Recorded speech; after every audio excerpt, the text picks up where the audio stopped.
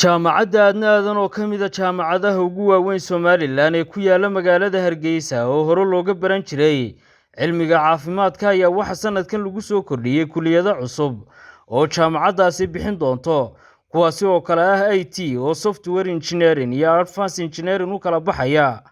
Sidoo kale waxaa jaamacadda lagu soo kordhiyay kulliyadaha business and accounting oo darajada ugu sarreysa ee CPA 3 ay ardaydu ku qaadan doonaan imtixaanka kama dambaysta ah. Marwa Aadnaadan Ismaaciil aasaasaha ahna mulkiilaha jaamacadda Aadnaadan oo laga bartay soo saarista arday kooban oo tayo leh ayaa warbaahinta la hadashay. waxbarashada ugu wanaagsan hadaba sanadka maanta aanu idiin soo kordhinay baan idiin sheegaya. dunida waa casri, waa IT, anigoo dhowriyeed jira IT-ga ku shaqaysanaya. miiskaygaan fadhiya IT la'aantii isbitaalna maan dhiseen, jaamacadna maan fureen, wasiir maan noqdeen, darajada maanta aan gaadhin IT baa gaarsiiyay. laakiin se IT-na waa IT iska meel soo ka ah. IT-na waxa weeyaan IT-ga ugu casrisan. laba kulliyadood baan soo kordhinay, jaamacadda Aadnaadan soo kordhisay. waxa weeyaan IT software engineering. dad badan baa ku imanaya koonay warbahalka iyo hagaaji oo software-ka iyo hagaaji maxaad samayn haddaan garanayn. ta kalena waxa weeyaan advanced IT waa darajada ugu sarreysa ee casriga ee maanta la gaaray. warno meel walba waa lagu baraa IT. warno hore anigu baanu bari jiray, tii hore loo bari jiray mar rabna inaanu barno dad badan baa ayaa u dhaga oo bara. advanced IT baanu rabnaa inaad barato hooyo oo aad soo gaadho wax walba waa IT. takhasusyo haddana u sii kala baxdaa, taas haddana sii kala baxda ood sii kala dhuuxi kartaa ood sii kala baran kartaa. waxaanu kaloo ku soo kordhinay oo aanu u keenay qof chartered accountant ah level 3 waa levelka ugu sarreeya. waa ka bankinga dhiga, waa ka bookkeepinga dhiga, waa ka accountinga dhiga, waa ka business administrationka dhiga. intaasoo dhan waxaad ka helaysaa jaamacadda Aadnaadan oo dhammaantood wada heer sare oo kaliya aanu dhigno. waxaanu taa soo raacinaa oo imikaba dhowr baanankii baa batay, xawaaladihii baa batay. hadal noo socdaa inaanu qolooyinka baananka ka shaqeeya shaqaalahooda aanu courses gaagaaban oo laba toddobaada aanu barno oo ay shaqaalahoodu si ay shaqada uga soo baxaan aanu u samayno courses aanu aqoontooda kor ugu qaadno. marka heer kasta baynu ka gaari karaa, ka aanu tiigsanayna waa mar walbaba heerka ugu sarreeya. wixii ka heerkaa sare ka hooseeya dadka kale u dayna haddaanu anagu samaynayno gacanta u qaadno waa waxaanu hubinay, waxaanu isku hubnay inaanu dhigi karno, waa waxaanu ognahay inaanu ku wanaagsanahay, waa waxaanu ku soo dhaweynaynaa ardaydeena. ardayga aan ku wanaagsanayn meel kale aan u dirnaa, laakiinse ardayga wanaagsanay waa kaa iminka haddeer markaad ii timaadeen arday Uganda scholarship ka helay oo imtixaan galay oo ku guuleystay ayaan warqadii hubaal celintii aan haddeertu u saxiixay. marka darajo sare la tiigsadaa, darajo wanaagsan waqti la iskagama lumiyo wax iska yacniya oo hadhow warqadun lagu siiyo. waxaad cilmigeeda dhuuxday, baratay, garatay, ku guuleysatay, ku shaqayn karto ayaa la tiigsadaa. waxaan diyaar u nahay inaanu jaamacadaha aanu isku xidhannahay inaad ardaydooda la tartartaan ood wax la barataan.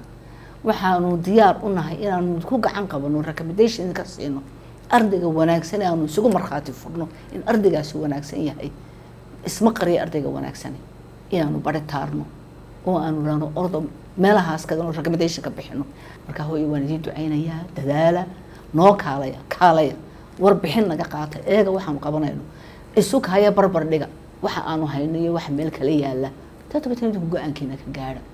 dhankiisa Mustafa Xasan Daahir gudoomiye ku-xigeenka jaamacadda Aadnaadan University ayaa ka warbixiyay kulliyadaha cusub ee jaamacaddu ay bixinayso ee la soo kordhiyay sanadkani. Aadna ay hadalka u sheegtay dhakhtarka Aadna wuxuu ku bilaabmay maternity meel dumarka laga dhaliyo, laakiin duruufta ayaa keentay inuu noqdo isbitaal xanuun kasta ka jawaaba oo ummadoo dhan u adeega. jaamacadana waxa lagu bilaabay koorsyo caafimaad, laakiin duruufta ayaana tustay in koorasyada kale muhiimka ah ay ummadeena u baahan tahay lagu daro. agriculture iyo veterinary baa hadda la raaciyay, imikana waxaa loo baahday business management, business administration iyo accountants, IT oo isoo laba qaybood u kala baxaya waxaana keentay duruuf dhab ah oo de jaamacadu shaqaale u baahan tahay shaqaale markaas ay qorta waxaa noo soo baxday dadka shahaadooyinka sitaa inay dib in loo tababaro u baahan yihiin taasi waxay kaliftay inaanu kharash fara badan ku bixino macallimiin Kenyaana oo expert ah aanu keeno si ummadan mar kale loogu heliyo ummadani capacity building in aqoontooda la dhiso ay ku gaari kartaa ummadaha kale ee adduunka ay geeska Afrikana kula tartami kartaa arday shahaado sita waxa la rabaa shahaadadu sito iyo aqoonta ku jirta inay iswaafaqsan tahay oo marka shaqada loo diro uu shaqada qaban karayo qaybta business administration-ka iyo accounting-ka waxaanu ballan qaadaynaa in ardayda ka soo baxda marka ay meesha ka qalin jabiyaan sidii kuwii hore caafimaadka uga baxayba shaqadoodii iyo aqoontoodii amaanta aan ugu mudanay in kuwana maanta markay saa u qalin jabiyaan la kala boobo oo ay suuqa hore ka galaan isla markaa baahi horta lacageed oo noo geynaysa ma jirto laakiin heel qaran baa noo geynaya baahi noo muuqatay baanu daboolaynaa ardaydaasi waxaa la siin doonaa laba topic bay kala qaadan doonaan gelinka hore theory bay qaadanayaan gelinka dambena practical bay qaadan doonaan xisaabaadka laftarkiisiiba ku shaqeyn doonaan computerka qofka baranaya computer informationki iyo software engineerki oo sidiisa abu ku shaqeyn doonaa mar walba wuxuu ku dhex jirayaa cilmigu baranayay maalintuu qalin jabiyana isagoo isku kalsoon oo meesha uu shaqo tago wax ka taraya oo dadkii aan soo saarno kala lamid u soo baxaya marka waxaan ugu yeeraynaa ummadda reer Somaliland anagoo qarankeena u heelinayna inaanu sameeynay nidaam jaamacadeed oo dhisan oo dhinac walba ka dhisan oo shaqaalaha ka shaqeynaya la hagaajiyay oo nidaamka meesha ku shaqeynayso dhan la habeeyo la hagaajiyay ayaa waxaan idinku yeeraynaa inaad waxbarashada soo doonataan oo tiro kooban aanu qaadanayno oo waxbarashadu aanay ahayn 4 sano u dhameeyay la eegayo topic uu qaatay ma dhameeyay course-kaasi achievement-kiisi ma lahaya marka Soomaaliland marka waxaan leeyahay waxaan idin haynaa waxbarashada nooga baarateen ee hore oo kale oo maantana tayo leh yaani fursad idin seegin waa markii ugu horeysay macallimiin CPA certified public accountant level 3 oo caalami ah ayaa dhigaya dad iska caadiya ama hadda barbaranaya dhigi maayaan buugaagta la dhigayana waa curriculum rasmiya la tijaabiyay aanu ka baaraan degnay in badan laga shaqeynayay marka kulan ardayo waxaanu doonaynaa dadkii aanu naftayada iyo ganacsigayaga iyo qarankayaga aanu ku aamini lahayn inaan soo saarno